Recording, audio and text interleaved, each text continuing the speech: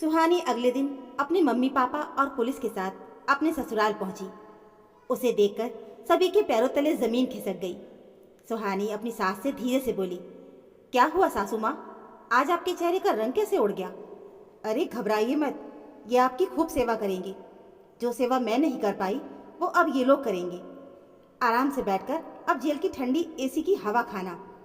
इतना सुनते ही नितिन ने सुहानी के जैसे ही थप्पड़ मारना चाहा तो सुहानी ने उसका हाथ पकड़ लिया और एक जोरदार तमाचा नितिन के गाल पर इतनी जोर से मारा कि उसका कान झंझनाने लगा।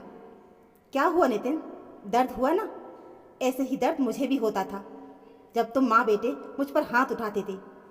सुहानी एक पढ़ी लिखी और समझदार लड़की थी। सुहानी के पिता नितिन के घर रिश्ता लेकर आए थे। देखिए समधी जी, ऐसे तो हमारे बेटे के लिए बहुत से रिश्ते आए हैं। घर के बाहर लाइन लगी रहती है, पर हमें आपकी बेटी बहुत पसंद आई। हमें पैसा नहीं, कोई दहेज नहीं चाहिए। हमारे पास सब कुछ है जो दहेज की मांग करेंगे। हमें तो बस आपकी बेटी चाहिए जो हमारे घर आकर उसे अच्छे से संभाल ले। अजय बाबू हाथ जोड़कर बोले, आप जैसा परिवार अगर मेरी बेटी को मिल जाए तो मैं खुद को धन्य समझूंगा। मेरी एक ही औलाद है तो जो कुछ मेरा है वो मेरी बेटी का ही है। हमने उसे पढ़ाने लिखाने में कोई कमी नहीं छोड़ी। अगर ये रिश्ता हो जाए तो मैं गंगा नहा लूँगा। रमा जी बोली, देखिए भाई साहब, हम भी चाहते हैं कि कुछ ऐसा करें जो किसी लड़की के परिवार का उद्धार हो जाए, तो हमें भी कुछ पुण्य मिलेगा।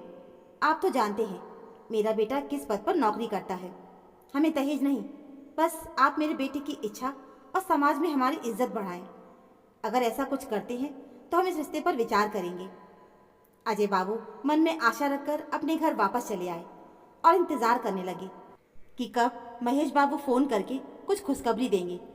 इधर रमा जी की बेटी सोना बोली, माँ एक ही भाई है हमारा। हमारे भी कुछ अरमान थे कि भाई की शादी होगी तो मुझे भी सोने का हार मिलेगा, पर आप लोगों ने तो दहेज लेने से ही मना कर दिया। रमा जी बोली, अरे बेटा, अगर दहेज मांगते तो जितना मांगते उतना ही मिलता। तुम ये देखो कि लड़की अकेली है, ना कोई भाई ना बहन, और बाप भी अभी रिटायर हुआ है, तो हमें खूब पैसे मिलेंगे। मैंने पता लगाया था, शहर के बीचों बीच 2 मंजिला मकान है, करोड़ों के दाम है उसके। गांव में भी संपत्ति है, देखा जाए तो हमारी तो 5 उंगलियां घी में हैं। इतना कहकर माँ बेटी जोर जोर से हंसने लगी। सोना बोली, माँ चलो तो अपनी लिस्ट बनाते हैं। महेश बाबू बोले, लिस्ट बनाने से पहले लड़की वालों को हाँ तो कर दो, और ध्यान रखना रमा, अपना लालच इतना भी मत बढ़ा लेना कि बाद में हमें पछताना पड़े। रमा जी बोली, आप तो रहने ही दीजिए। बचाने के चक्कर में साधारण से परिवार में मेरी बेटी की शादी कर दी। दामाद ने दहेज तो नहीं दिया, पर मेरी बेटी के शौक भी कहाँ पूरे करता है। अब मैं अपने सारे शौक अपने बेटे की शादी में पूरे करूँगी। इतना कहकर रमा जी ने अजय बाबू को फ़ोन लगाया। अजय बाबू ने जवाब में जब हाँ सुना तो वो खुशी से फूले नहीं समाए।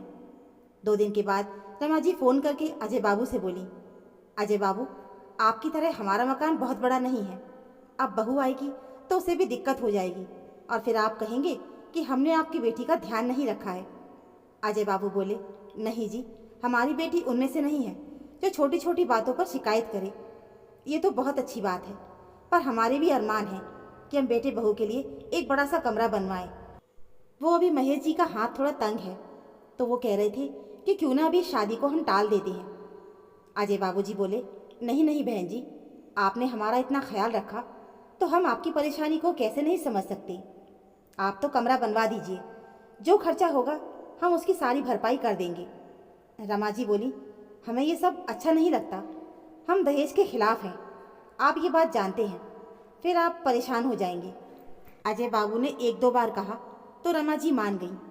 फिर क्या था, रमा जी ने ऊपर एक बड़ा सा कमरा और रसोई के साथ पूरा सेट बनवाया, सुख सुविधा के सारे सामान मंगवाए और लाखों का बिल अजय बाबू को भिजवा दिया, जिसे देखकर लड़की वाले हैरान हो गए। शादी के 1-2 हफ्ते पहले रमा जी ने सुहानी की माँ को फ़ोन करके कहा, आपने अपनी बेटी के लिए जो भी जेवर बनवाना है उसे बनवा लीजिए और हमारे घर भिजवा दीजिए, ताकि शादी की दूसरे दिन सबके सामने हम उसे जेवर दे सकें। और हमारे सगे संबंधियों की लिस्ट हमने भेज दी है, जिनके लिए थोड़े ढंग के कपड़े भिजवा दीजिएगा। जैसे जैसे दिन नज़दीक आ रहे थे, कुछ ना कुछ उनकी मांग बढ़ती ही जा रही थी। सुहानी की माँ बोली, ये कैसा घर है जिसमें आपने मेरी बेटी का रिश्ता कर दिया? जिन्होंने पहले दान दहेज से इनकार किया और अब अपने घर की एक एक चीज़ के लिए पैसे हमसे ही मांग रहे हैं। क्या लालच में वो अपनी इंसानियत भूल गए हैं? अपने शौक को पूरा करने के लिए अपने बेटी की शादी को जरिया बना रहे हैं। अजय बाबू ने किसी तरह अपनी पत्नी को शांत किया और फिर धूमधाम से अपनी बेटी को विदा किया। करीब एक हफ्ते के बाद जब सोना को लेने उसके पति आए तो रमा जी सुहानी से बोली, बहू, भाई की शादी के बाद बहन पहली बार वापस अपने ससुराल जा रही है, तो अपनी कुछ अच्छी साड़ियाँ ननद के लिए और उसके घर वालों को दे दो। सुहानी कहती भी तो क्या, उसने अपनी साड़ियाँ निकाल कर दे दी और सोना वहाँ से चली गई। समय धीरे धीरे बीतने लगा। सासू माँ ने सभी नौकरों को काम से हटा दिया और अब सारा काम सुहानी पर ही आ गया। बेचारी सुबह से लेकर शाम तक सारे कामों में लगी रहती थी। इस तरह धीरे धीरे समय बीतने लगा। करीब 4 महीने के बाद सोना फिर से मायके आई तो रमा जी बहू से बोली, ऊपर का कमरा सोना को दे दो, इतनी गर्मी है, वो नीचे कैसे सोएगी। सुहानी बोली, मम्मी जी, मुझे मेरा पूरा सामान नीचे लाना पड़ेगा।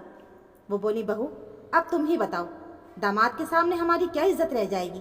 कुछ ना कुछ तो करना पड़ेगा ना। एक काम करो, अपने पापा से कहो एक एसी भिजवा दें, नीचे के कमरे में लगवा देते हैं, फिर ये लोग आराम से नीचे के कमरे में सो जाएंगे। सुहानी बोली, मम्मी जी, मेरे पापा शादी का कर्जा भी नहीं चुका पाए होंगे और मैं उनके सामने अलग डिमांड रख दूं, ये मुझसे नहीं होगा। मैं अपने पापा से कुछ नहीं कहूँगी, समझिए आप। रमा जी ने चटाक से एक जोरदार थप्पड़ सुहानी के गाल पे रख दिया। बड़ों से बात करने की तमीज़ नहीं है, चुपचाप अपना सामान नीचे वाले कमरे में रख। उस कमरे में सिर्फ मेरी बेटी और दामाद ही रहेंगे। भिखमंगे घर की, तेरी इतनी औकात नहीं है कि तू मुझे ऑर्डर दे। सुहानी बेचारी चुपचाप नीचे वाले कमरे में शिफ्ट हो गई। बेचारी सुहानी सोचने लगी कि पापा ने शादी का कर्ज चुकाने के लिए गांव की ज़मीन बेच दी, रिटायरमेंट के पैसों से दामाद को 4 पहिया वाली गाड़ी दे दी, जेवर बनवाए। उनका हाथ पूरी तरह से खाली हो चुका है, अब करे तो क्या करे। आखिरकार उन्होंने अपने घर में जो एसी लगवाई थी वो भी सासू माँ ने उनके घर से उतरवा कर मंगवा ली। इसलिए मैं अपना दर्द भी अब उनसे नहीं बांट सकती। कुछ दिन के बाद ससुर जी का देहांत हो गया।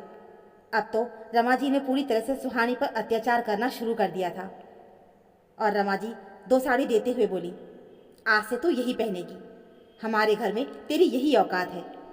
सुहानी बेचारी चुपचाप सब सहन करती जा रही थी। हद तो जब हुई जब सुहानी का बदन बुखार में तप रहा था और उस दिन बिस्तर से वो उठ भी नहीं पा रही थी।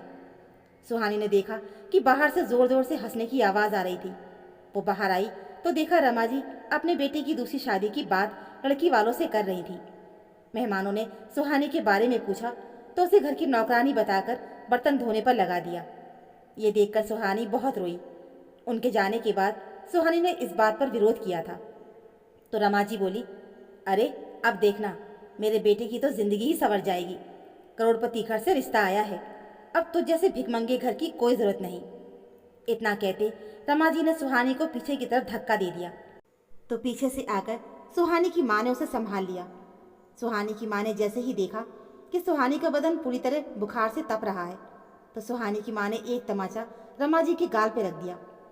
आपकी हिम्मत कैसे हुई मेरी बेटी के साथ ऐसा करने की? हम आपकी सारी फरमाइशें पूरी करते जा रहे हैं, तो इसका मतलब ये नहीं कि हम कमज़ोर हैं या आप लोगों से डर गए हैं। रमा एक थप्पड़ खाकर ही चुपचाप खड़ी रही। इतने में बेटा तमतमाते हुए आया और सुहानी की माँ को उल्टा सीधा बोलने लगा तो सुहानी की मम्मी ने उसे भी खींचकर एक तमाचा जड़ दिया। चुप, बिल्कुल चुप, खबरदार अगर एक शब्द भी मुंह से निकाला तो। आप सब दहेज के लालच में अपनी इंसानियत भी भूल गए। एक बेटी की माँ होते हुए भी आपने दूसरे की बेटी के साथ ऐसा व्यवहार किया। अजय बाबू बोले, समदन जी, अभी तो हम जा रहे हैं, लेकिन कल हम आपको विदाई देने ज़रूर आएंगे। इतना कहकर वो सुहानी को अपने साथ ले गए। अगले दिन सुहानी अपने पापा और पुलिस के साथ अपने ससुराल पहुंची, जिसे देख सुहानी के ससुराल वालों के होश उड़ गए। रमा जी बहू से बोली, बेटा ये सब क्या है? सुहानी बोली, मम्मी जी, ये लोग आज से आपकी खातिरदारी करेंगे।